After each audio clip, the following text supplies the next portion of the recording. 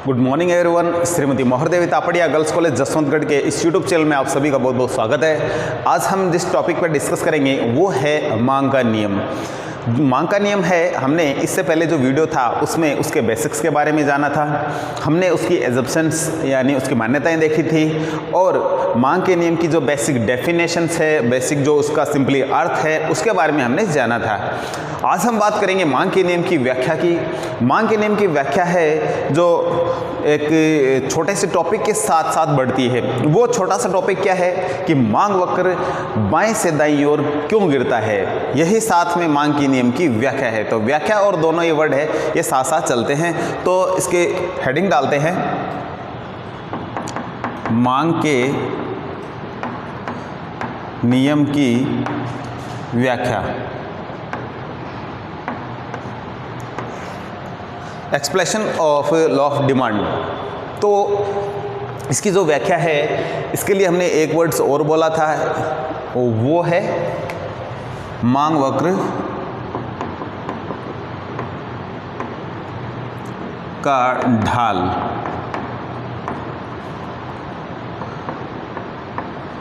बाईं से दाईं ओर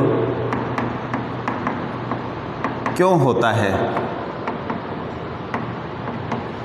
मांग वक्र का जो ढाल है, ठीक है, मांग वक्र है, हम कहते हैं लेफ्ट टू राइट डाउनवर्ड होता है, बाएं से दाएं ओर गिरता हुआ होता है। ऐसा क्यों होता है, किस कारण होता है? तो इसका सिंपली जो अर्थ है वो है कि जब कीमत में कमी होगी तो मांग में वृद्धि होगी, ठीक है, एक घटता है तो दूसरा बढ़ेगा। इसकी वजह से उसका ढाल कैसा होता है, बाएं से दाईं ओर होता है। हम वो सारे कारण देखेंगे इसमें कुछ, जिसमें कि कीमत कम होने से लोग उसकी मात्रा ज़्यादा खरीदते हैं। तो सबसे पहले हम बात करते हैं सीमांत उपयोगिता ह्रास नियम का प्रभाव।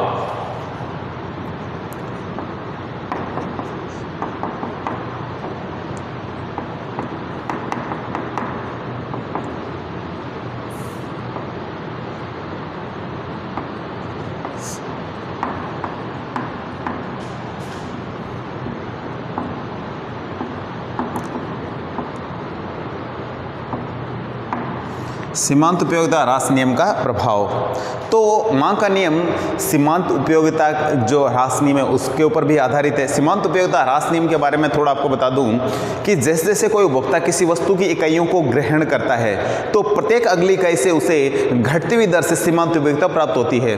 फॉर एग्जाम्पल एक टेबल के रूप में हम देखते हैं तो ये इस तरीके से होता है। वस्तु की इकाइयाँ क्वांटिटी के रूप में लिखूँगा और उपयोगिता, सीमांत उपयोगिता, मार्जिनल यूटिलिटी,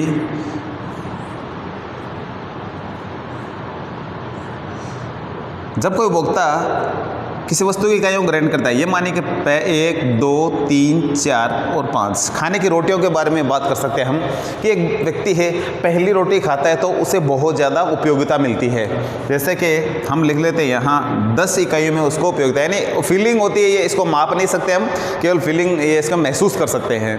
तो जब पहली रोटी खाते हैं तो हमें बहुत ही ज़्यादा आनंद आता है, बहुत ही अच्छा लगता है, तो इसका मतलब हमें उपयोगिता उससे ज़्यादा मिलती है। दूसरी खाते हैं तो इससे कुछ कम मिलेगी, ये माना कि 7 इकाइयों के रूप में उससे हमें उपयोगिता मिलती है, सीमांत उपयोगिता। तीसरी खाते हैं तो हमें 4 इकाइयों के रूप में सीमांत उपयोगिता मिल रही है, यानी उतना मज़ा नहीं आता है जितना कि पहली रोटी खाने में जितना मज़ा आया था उतना हमें तीसरी रोटी खाने में मज़ा नहीं आता। इसका मतलब जो हमें फीलिंग हो रही है जो उपयोगिता की, वो धीरे धीरे क्या होती जाती है, कम होती जाती है। चौथी रोटी खाते हैं तो ये मानते हैं कि एक जो सीमांत उपयोगिता क्या आ गई, 1 आ गई है, इसको 0 कर देते हैं। और 5वीं जब खाएंगे तो -2 कर लेते हैं। तो कहने का मतलब ये है कि जैसे जैसे हम किसी वस्तु का उपभोग बढ़ाएंगे तो हमें घटती हुई दर से सीमांत उपयोगिता मिलती है। यहाँ आकर के सीमांत उपयोगिता खत्म हो जाती है, यानी हम 4 रोटी की भूख है, 4 के बाद भी खाएंगे तो माइनस का मतलब उल्टी हो जाएगी, परेशानी होनी स्टार्ट हो जाएगी, पेट दर्द करेगा और करेगा, तो वो माइनस में हो जाएगी। ये इस तरीके से इसको शो किया जाता है। तो यहाँ तक ये सीमांत उपयोगिता है किसी व्यक्ति की, ठीक है। और कोई व्यक्ति किसी वस्तु की सीमांत उपयोगिता जितनी ज़्यादा होगी उतने तक ही उसको खरीदता है। जब सीमांत उपयोगिता किसी वस्तु की समाप्त हो जाती है तो उसके बाद में वो क्या करता है, उसको नहीं खरीदता है। तो इसलिए किसी जो मांग का जो ये नियम है इस पे भी आधारित। इसमें भी आप देख रहे हैं कि नेगेटिव रिलेशन आ रहा है, ये एक घट रहा है तो दूसरा बढ़ रहा है। और किसी वस्तु की सीमांत उपयोगिता अधिक होती है तो फिर क्या करते हैं लोग उसको खरीदना पसंद करते हैं, तो मांग इस तरीके से बढ़ती है। तो किसी वस्तु में सीमांत उपयोगिता के कारण भी जो मांग का जो नियम है कहीं ना कहीं जाकर के इस पर इफेक्ट पड़ता है, प्रभावी होता है। तो इस तरीके से जो इसका ये पहला पॉइंट है। तो सीमांत उपयोगिता ह्रास नियम भी क्या करता है, मांग के नियम की व्याख्या करता है। जैसा संबंध कीमत और मांग के मध्य आता है उसी प्रकार का जो संबंध है वो इसमें भी आता है। दूसरा है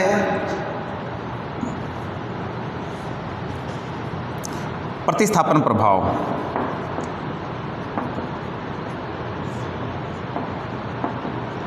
प्रतिस्थापन प्रभाव क्या होता है, जब किसी एक वस्तु की कीमत में परिवर्तन का किसी अन्य वस्तु की मांग पे जो प्रभाव पड़ता है उसे हम प्रतिस्थापन प्रभाव कहते हैं। तो इस प्रभाव के कारण भी जो मांग है वो बढ़ती है। किस तरीके से बढ़ती है, जैसे कि हम लेते हैं एग्जांपल चाय और कॉफ़ी, ये दोनों प्रतिस्थापन वस्तुएं हैं। एक ही जगह दूसरे को हम प्रतिस्थापित कर सकते हैं, काम में ले सकते हैं। तो हमने एग्जांपल लिया, जैसे चाय की ये प्राइस है, ये क्वांटिटी, इसकी ये प्राइस है, इसकी ये क्वांटिटी है। अभी चाय की कीमत 10 रुपये और इसकी क्वांटिटी यानी लोग पीने के लिए आ रहे हैं वो आ रहे हैं मान लो 10, और कॉफ़ी है इसकी प्राइस है 15 रुपये और यहाँ भी 10 लोग हैं। एक शॉप है जिस पे चाय को जो कॉफ़ी पीने वाले इतने आ रहे हैं और चाय पीने वाले इतने आ रहे हैं। 10 तो कॉफ़ी पीने वाले, 10 ही चाय पीने वाले लोग आते हैं, यानी 20 लोग आ रहे हैं। जैसे ही चाय की कीमत बढ़ जाती है, किन्हीं कारणों से चाय की कीमत बढ़ जाती है, तो हम इसको कर देते हैं चाय की कीमत बढ़ेगी, ये मान सपोज करिए 14 रुपये कर दिए, 4 रुपये इसकी रेट बढ़ गई है। तो अब क्या होगा, इसकी मांग तो स्वाभाविक रूप से कम हो जाएगी। ये मानते हैं कि अब 4 ही जने आ रहे हैं इधर, जो चाय के शौकीन है, चाय के बगैर नहीं रह सकते। तो ये बाकी जो लोग थे वो कहाँ गए। अच्छा, कॉफ़ी की रेट में कोई परिवर्तन नहीं होता है, 15 ही है, केवल इसकी कीमतों में परिवर्तन। जैसे ही इसकी रेट बढ़ी, चाय की तो मांग घट गई लेकिन कॉफ़ी की मांग है वो बढ़ती है। किस तरीके से, जो लोग पहले चाय पी रहे थे ये 6 जने कहाँ चले गए, इधर आ गए हैं, ठीक है। जहाँ 10 आ रहे थे चाय पीने के लिए, सॉरी कॉफ़ी लेने के लिए, अब कितने आ रहे हैं, 16 आ रहे हैं। तो 6 जने हैं वो इधर आ गए हैं। वो ये सोचते हैं कि भाई इसकी रेट 14 रुपये है, इसकी 15 रुपये है, तो क्यों न कॉफ़ी पी ली जाए, क्योंकि इससे ज़्यादा ही वो बेटर होती है। तो इसलिए तो इधर वाले लोग थे 6 जने इधर चले गए। तो देखो क्या प्रभाव पड़ा, कीमत में तो इस वस्तु की परिवर्तन हुआ लेकिन प्रभाव किस पे पड़ रहा है, दूसरी वस्तु की मांग पे अपने आप ही। तो इसको क्या कहते हैं हम, सीमांत उपयोगिता, तो सॉरी इसको प्रतिस्थापन प्रभाव कहते हैं। तो प्रतिस्थापन प्रभाव में प्रभाव के कारण भी किसी वस्तु की अचानक ही या अपने आप ही क्या बढ़ जाती है, मांग बढ़ जाती है। इसमें देख रहे हैं आप, तो इसमें इस वस्तु की मांग है जो बढ़ रही है, जो कि मांग के नियम की व्याख्या करता है। तो कहने का मतलब है मांग जो बढ़ना घटना है जो इस नियम की व्याख्या के समान है। तो इसलिए इसमें क्या हो रहा है, मांग बढ़ रही है। तो इस तरीके से इस कारण भी लोग क्या करते हैं, किसी वस्तु की मांग करते हैं प्रतिस्थापन प्रभाव के कारण भी, जो मांग के नियम की व्याख्या करता है। तीसरा हम बात करते हैं वो है आय प्रभाव।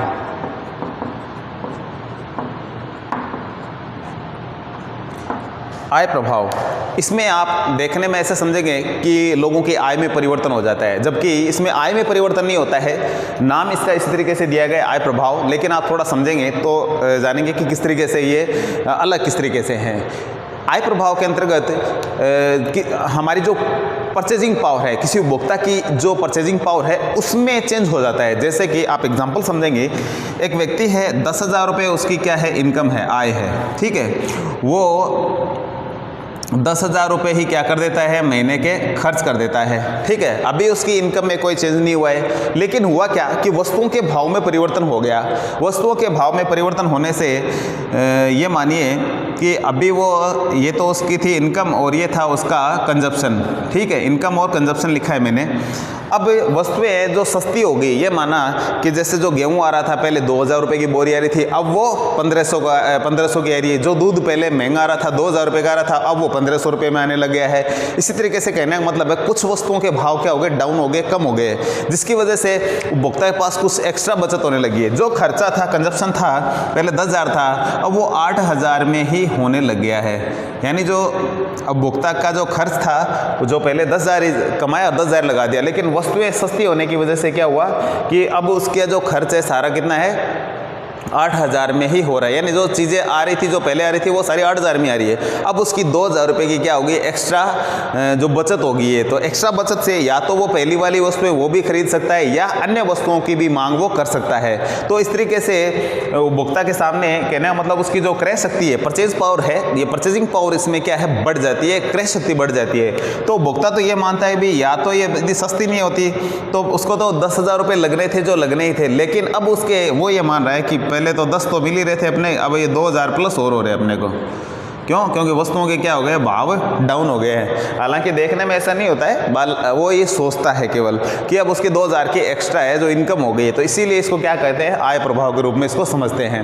तो वस्तुओं की कीमतों में परिवर्तन से उपभोक्ता की जो क्रय शक्ति है, ठीक है, जो उसकी वास्तविक आय है, ठीक है, वो बढ़ जाती है, या उसको जो परचेजिंग पावर है, क्रय शक्ति है, वो बढ़ जाती है। इसी को आय प्रभाव के नाम से हम जानते हैं। तो वो ये मान रहा है उपभोक्ता कि अब 10 तो उसको मिल रहे हैं, 2 और बचत के कारण उसके 12,000 रुपये उसके पास आ रहे हैं। यदि वो भाव महंगे हो जाएंगे तो उसके तो 10,000 रुपये लगने थे, वो 10,000 ही लगेंगे।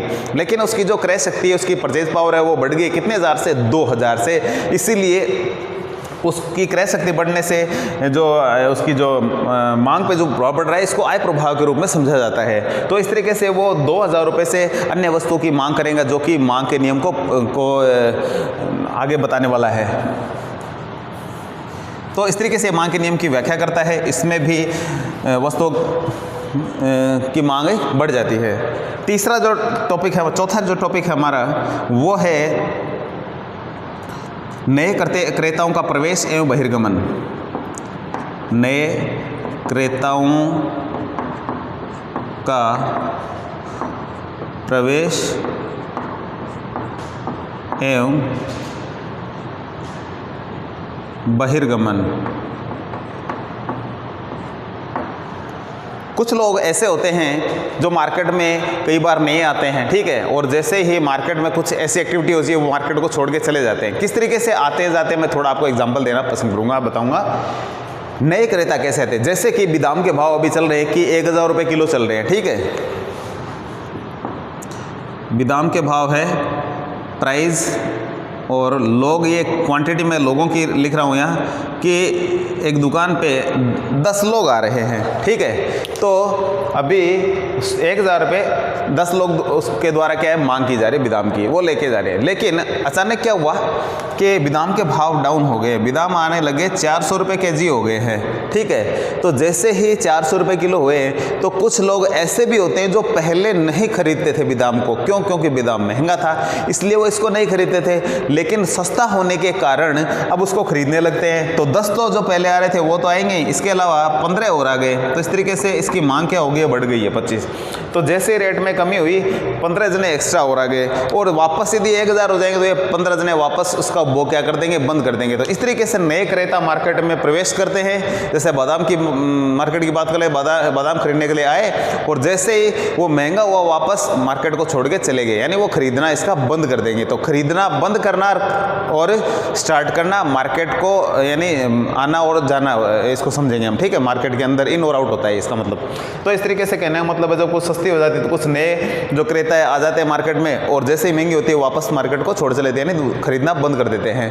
तो इस तरीके से नए क्रेताओं का प्रवेश बहिर्गमन होता है। तो जिससे भी क्या है, मांग प्रभावित होती है, मांग बढ़ जाती है। यदि सस्ता हो गया बहुत ज़्यादा मांग बढ़ेगी, तो जो कि ये मांग के नियम की व्याख्या करने वाला टॉपिक है। तो इस तरीके से ये 4 बिंदु है जो मांग के नियम की व्याख्या करते हैं। इनमें कहीं न कहीं जाकर के मांग पर इफेक्ट पड़ता है, मांग प्रभावी होती है। तो ये 4 ऐसे बिंदु थे जिनकी वजह से हम ये कह सकते हैं कि मांग वक्र बाएं से दाईं ओर झुकता है। क्यों? क्योंकि जैसे ही कीमत में कमी होगी या कहीं न कहीं सस्ता होगा तो मांग बढ़ेगी ही, और सब में क्या है, नेगेटिव रिलेशन आएगा। अब हम बात करेंगे मांग के नियम के अपवाद की। अपवाद का मतलब होता है विपरीत स्थिति।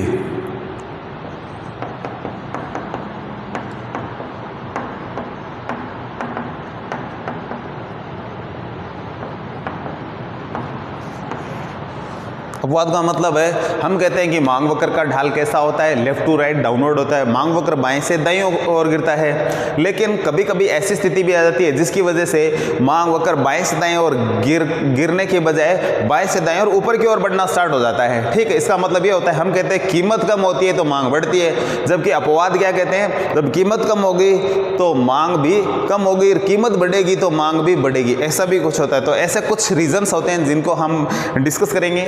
सबसे पहला है गिफिन विरोधाभास। गिफिन विरोधाभास।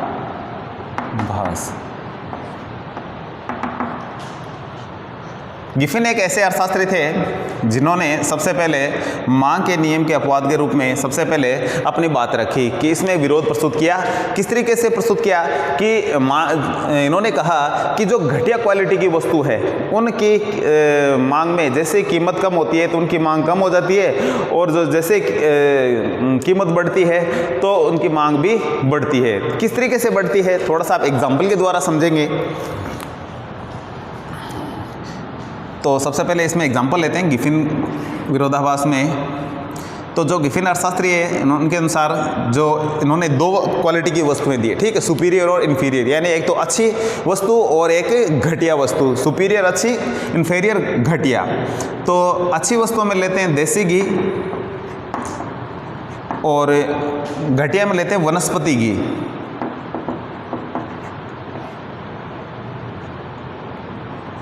दो प्रकार की क्वालिटी है, ये घटिया क्वालिटी है, ये अच्छी क्वालिटी है घी की। अब इसमें हम देखते हैं कि एक परिवार है, उसके घर में 5 केजी वनस्पति घी लगता है। कितना? 5 केजी। 5 केजी का मतलब है, हम ये एक एग्जांपल लेते हैं कि प्राइस क्वांटिटी 5 केजी घी लगता था, रेट थी 120 रुपये केजी है और क्वांटिटी है 5 केजी। कुल खर्च इस पे 600 रुपये हो रहे हैं, ठीक है। अब उस परिवार का 600 रुपये लग ही रहा है कि हमारा ये घी में लगेगा, भले ये वनस्पति घी क्यों ना हो।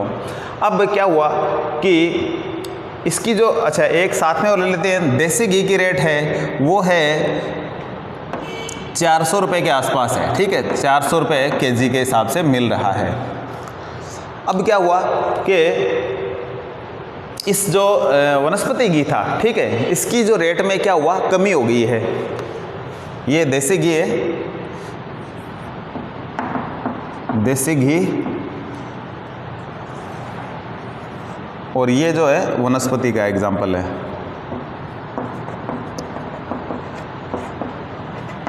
तो वनस्पति घी की रेट है ये, प्राइस और क्वांटिटी लिखा है। 120 रुपये किलो में 5 केजी ले रहे थे और 600 रुपये कुल खर्च हो रहा है। देसी घी 400 रुपये मार्केट में चल रहा है।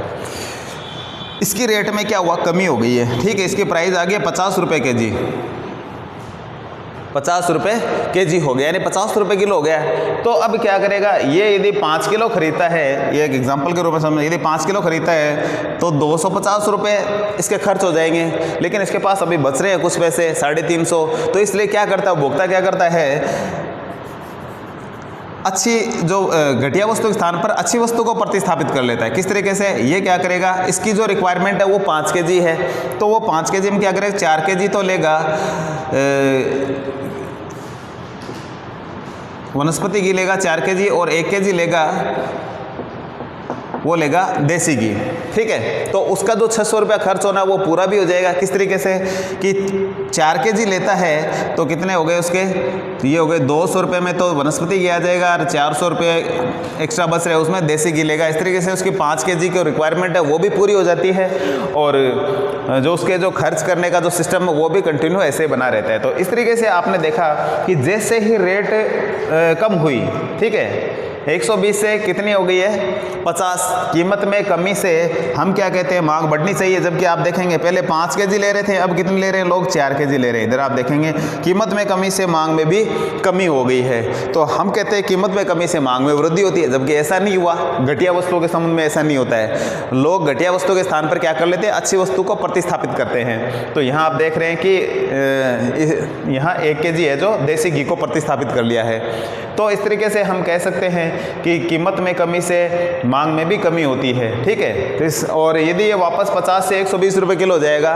तो फिर वापस ये उपभोक्ता क्या करे, 5 kg वनस्पति घी लेना चालू कर देगा और ये इसकी मांग है जो क्या हो जाएगी, कम हो जाएगी, बंद हो जाएगी इसकी। तो ये जो देसी घी है क्या कर देगा, बंद कर देगा लेना इसको। तो इस तरीके से जो ये वनस्पति घी यानी घटिया वस्तुओं के संबंध में नियम बनाया गया है। तो घटिया वस्तुओं की मांग पे जो नेगेटिव प्रभाव न पड़ करके सीधा प्रभाव पड़ता है, पॉजिटिव प्रभाव पड़ता है। कमी के साथ कमी और वृद्धि के साथ वृद्धि होती है। ऐसी कंडीशन हम देखते हैं तो डायग्राम कैसा हो जाता है हमारा, ये ऐसा हो जाता है, मांग वक्र इस तरीके से हो जाता है, कमी के साथ कमी और वृद्धि के साथ वृद्धि, दोनों साइड में मिलाएंगे तो पता चलेगा। ऐसे ई और E1 दो एग्जाम्पल लेते हैं हम। ये इक्विलिब्रियम है, प्राइस P और P1, Q और Q1। हमने माना कि अभी ये माना कि कीमत कितनी है, ये P और ये P1 और ये Q1, ये E1। अभी ये माना कि अभी 120 रुपये था, यहाँ समझ सकते हैं 120 रुपये में जैसे ही कम होती है इसकी प्राइस तो क्वांटिटी भी क्या कर देते हैं, लोग कम कर देते हैं, ठीक है। आप एग्जांपल के रूप यहाँ 120 लिख सकते हो, यहाँ 50 हो गया और यहाँ पहले कितनी थी, 5 kg थी, इधर कितनी हो गई है, 4 kg। तो कीमत में कमी से मांग में भी कमी हो गई है और यदि वापस जैसे कीमत बढ़ जाती है तो मांग भी बढ़ जाती है। तो इस तरीके से कहने का मतलब है ये सीधा संबंध होता है। तो लेफ्ट टू राइट, अपवर्ड बाएं से दाएं और ऊपर की ओर बढ़ता हुआ वक्र बना हुआ में दिखाई देगा। तो ये कंडीशन है। तो ये डायग्राम बनाएंगे आप, इसमें मांग के नियम के अपवाद में पहले, फिर ये पॉइंट पॉइंट लिखेंगे। तो आपने देखा गिफिन विरोधाभास में ऐसी कंडीशन हमें देखने को मिलती है। अब हम बात कर लेते हैं कुछ और पॉइंट्स की। तो वो नेक्स्ट पॉइंट है हमारा, दूसरा करेंगे प्रतिष्ठा सूचक।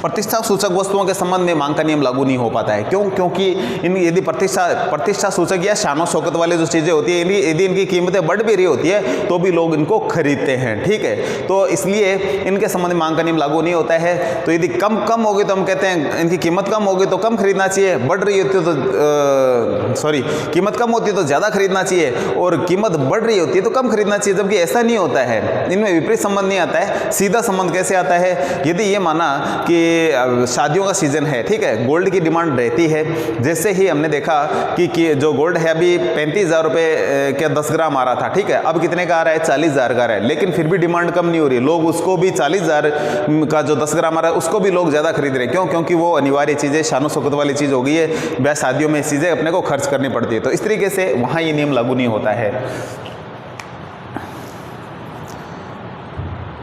तीसरा पॉइंट है अनिवार्य वस्तुओं के संबंध में। जीवन के अनिवार्य है ये।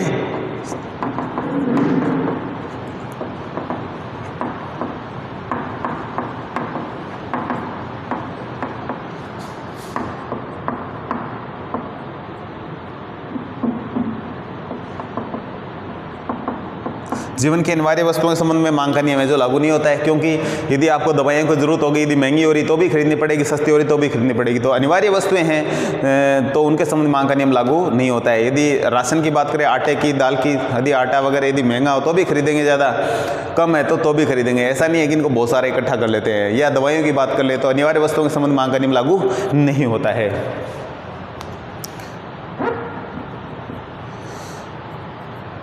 चौथा है उपभोक्ता की अज्ञानता।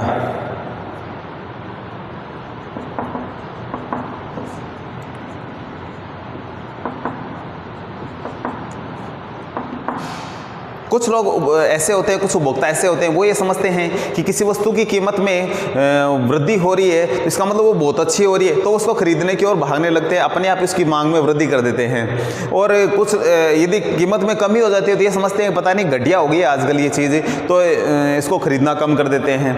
तो ये भी एक कारण होता है। जैसे कि बात करें, पेस्ट की बात कर लेते हैं, कोलगेट की। यदि कोलगेट है जो कंपनी है, जैसे 40 रुपये की 100 ग्राम की एक पेस्ट आती है, लेकिन अचानक क्या हुआ, 25 रुपये की 100 ग्राम आने लगी है। क्यों? कंपनी के पास प्रोडक्शन बहुत ज़्यादा हो गया, कंपनी रेट कम करके माल निकालने की सोच लिया।